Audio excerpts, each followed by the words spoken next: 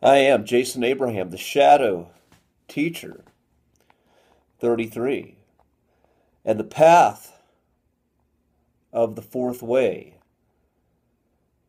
Gurdjieff's practice of the fourth way, the practice of being in the world, yet not of the world, the practice of living life, yet not believing in life. This practice is also referred to as the work. And the title, the work, implies that this path requires effort on one's part.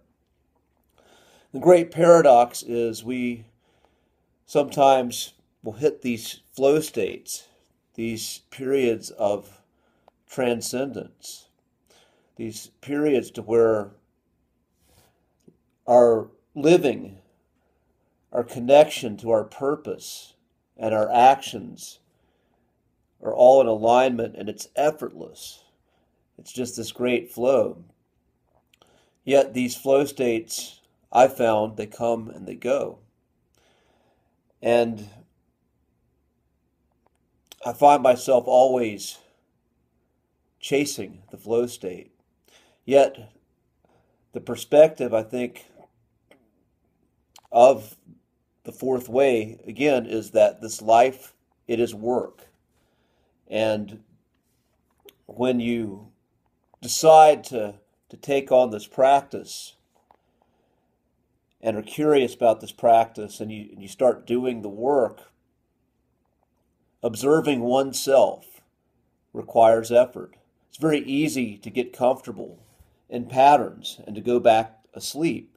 One could start practicing the fourth way and yet hit a place where they fall back asleep because they fall into a new set of patterns. They get comfortable. They stop reflecting on their beliefs. They start believing in their false self, a newly created false self, and they start believing in illusion yet again. So it requires effort once again to reflect on oneself and one's state and how one is feeling, the feeling in one's body. Are you feeling connected, or do you know what it feels like when your body and your spirit and your mind are all saying yes together? You know what that feeling of alignment is? And when you're fragmented, you know what that feels like. When one piece is fragmented, or two, or all three, what does that feel like? This takes work to observe that. And then what does it take to integrate? What does it take to go back to that state of wholeness, if you've experienced that? The state where the mind, the body, and the spirit, or the intellect, the intuition, and the instinct, as Gurdjieff would say, come together. This requires work. This requires effort. And when one is again doing this work and you're living life but not believing in it, you're going to be surrounded by lots of people who do believe in life, who do believe in their illusions, who do believe in the false self that they're living out and the false paradigms that people in masses are encouraged to live out by media outlets, by authority figures in the matrix. So it takes effort, once again, to live in this world, but to stand on your own, stand in your power in doing the work. So this video is a reminder. It's a reminder to anyone who's on this path.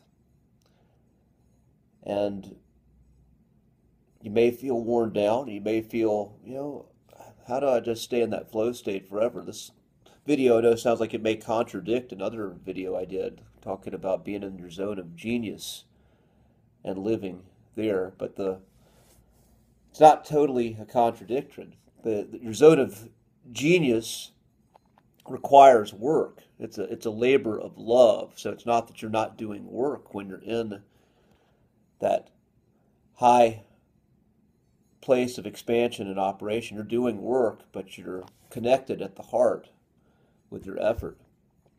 And that is the goal of all of this, to live one's unique purpose, be connected at the heart, do one's work of living in that higher state, the highest I, letting the one true I be the guiding force and dissolving the many false I's that we've accumulated over our life.